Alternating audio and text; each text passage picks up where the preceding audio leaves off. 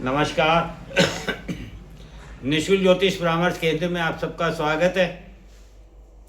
जैसा कि हमने पिछले 2 एपिसोड में ब्रह्मांड में स्थित 7 ग्रहों के प्रभाव के बारे में जाना, किस प्रकार से वो हमारे जीवन में कार्य करते हैं। बाकी शेष 2 छाया ग्रह बचते हैं जो कि राहु और केतु है, और राहु केतु का हमारे जीवन में सबसे अधिक महत्वपूर्ण है।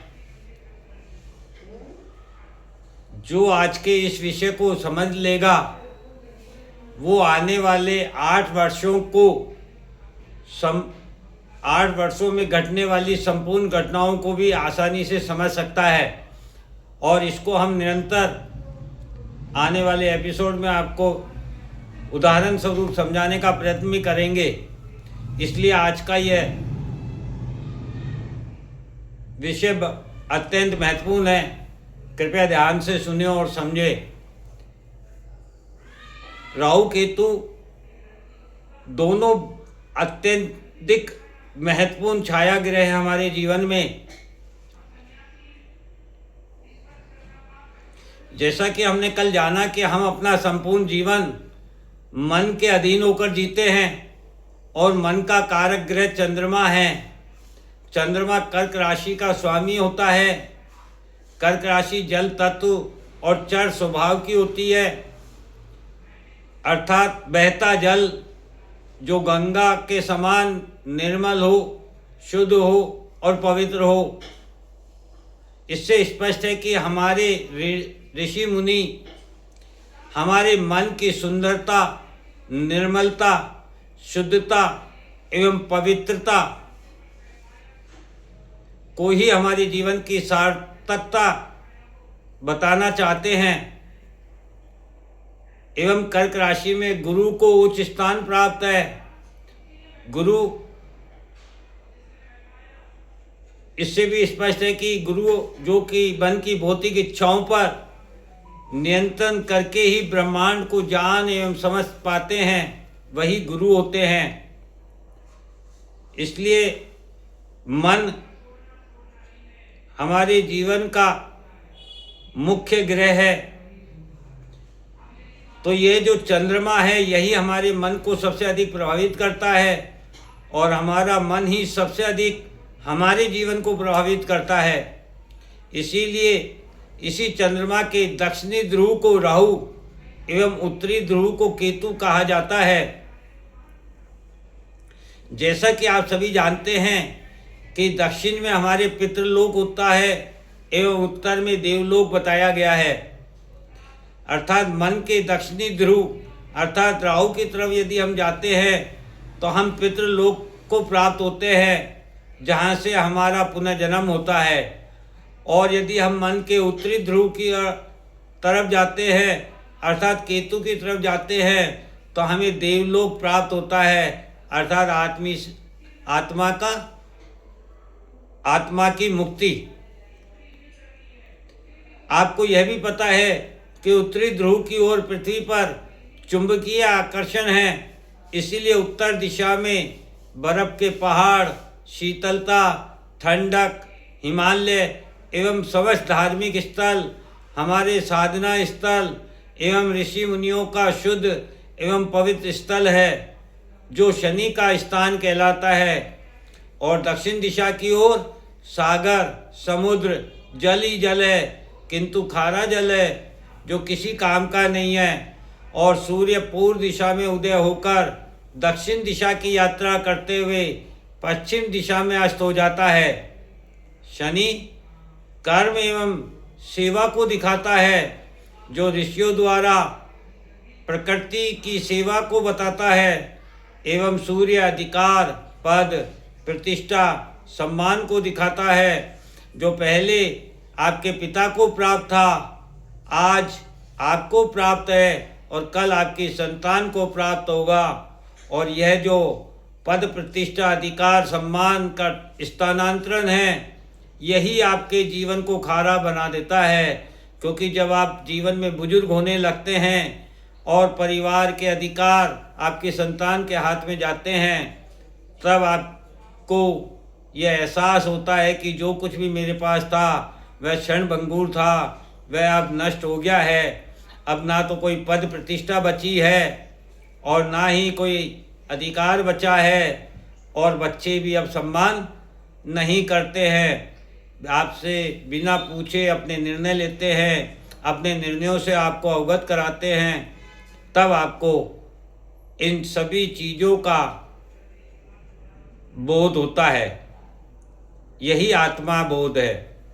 अब हम राहु केतु को समझते हैं। हम सभी का पुनर्जन्म 84 लाख योनियों में होता रहता है, जो कि बहुत कष्टदायक जीवन मृत्यु का चक्र है, और यह हमारे कर्मों का ही फल है जो हमें प्राप्त होता है। अर्थात हम सभी में कहीं ना कहीं ऐसे दोष हैं जो हमें समस्त प्रवृत्ति देते हैं। राक्षस प्रवृत्ति से ही मुक्त होकर देव प्रवृत्ति प्राप्त करना ही राहु केतु के जन्म को दिखाता है। राहु केतु की उत्पत्ति कैसे हुई, इसको समझने का प्रयत्न करते हैं।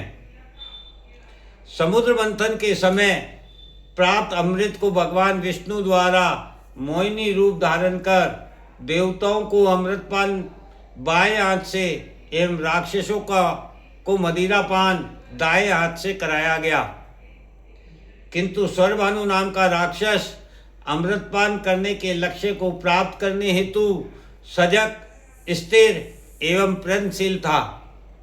उसकी इसी मन की स्थिरता और बुद्धि की सजगता एवं कर्म की प्रयत्नशीलता ने भगवान विष्णु की माया को समझने में सहयोग किया, और माया का ज्ञान होने पर अपनी शक्तियों का सदुपयोग करते हुए बिना विरोध किए स्वयं का रूप परिवर्तित कर देवताओं की लाइन में सूर्य चंद्रमा के मध्य बैठकर अमृतपान कर लिया।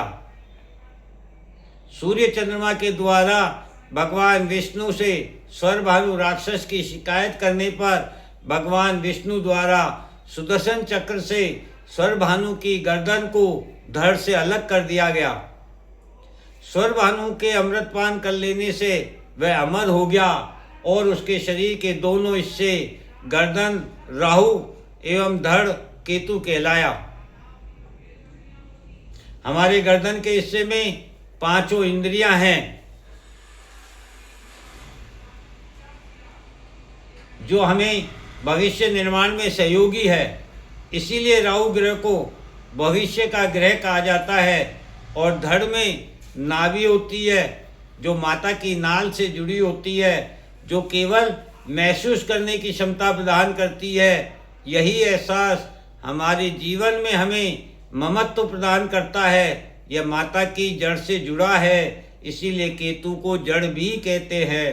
एवं इसी महसूस करने की क्षमता, इस एहसास, इस ममत्व को अश्विनी नक्षत्र कहा जाता है, जो केतु का प्रथम नक्षत्र है एवं हमारे जीवन का भी प्रारंभ है। धड़ में आत्मा होती है, आत्मा अमर है, इसीलिए केतु को आत्मा का ग्रह माना जाता है। आत्मा की ही जीवन चक्र से मुक्ति देवलोक प्रदान करती है, इसीलिए केतु को मुक्ति का कारक ग्रह माना जाता है। शरीर नश्वर है, इसीलिए ज्योतिष में शरीर का कोई महत्व नहीं है। शरीर तो आत्मा का एक आवरण है। इस आवरण को ही मघा कहा जाता है। मघा बादल को कहते हैं, जिसमें वायु, कण, जल सभी होते हैं, जो वर्षा के रूप में पुनः प्राप्त होता है।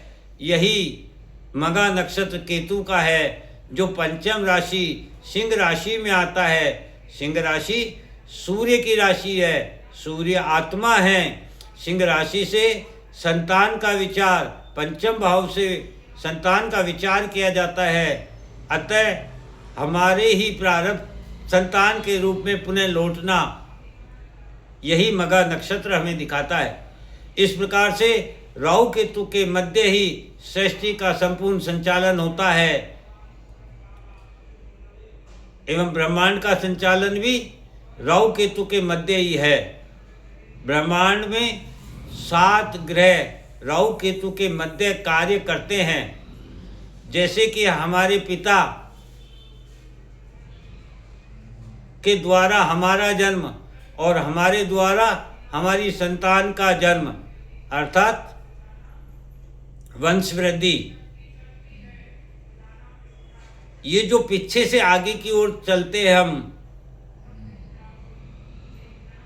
यही केतु है जो हमारी जड़ को दिखाता है, हमारे डीएनए को दिखाता है। और जीवन में हम किस प्रकार से जन्म लेकर आगे बढ़ते हैं, तो वह हमने आपको भावों के द्वारा बताया था कि मंगल जो कि ऊर्जा और शक्ति के द्वारा ही राक्षस की सीमा पार कर देवता बना जा सकता है, क्योंकि प्रत्येक मानव का जन्म अपने पूर्व जन्म के कर्मों के कारण होता है और उन्हीं से मुक्त होने के लिए हमें यह जन्म प्राप्त होता है। इसीलिए सबसे पहले शरीर में जो ऊर्जा प्राप्त होती है वह मंगल के अधीन आती है। फिर हमें परिवार, धन, संग्रह, स्वाद, वाणी ये सब प्राप्त होती है, जिससे हम साधना कर सकते हैं, मंत्र जाप कर सकते हैं, जो कि सुंदरता होती है, पवित्रता होती है, कला संगीत हेतु इंद्रियों का प्रयोग होता है। इन इंद्रियों पर राहु का अधिकार है, क्योंकि गर्दन के ऊपरी हिस्से पर ही 5 इंद्रियां हैं, अतः यहाँ शुक्र राहु के अधीन हैं।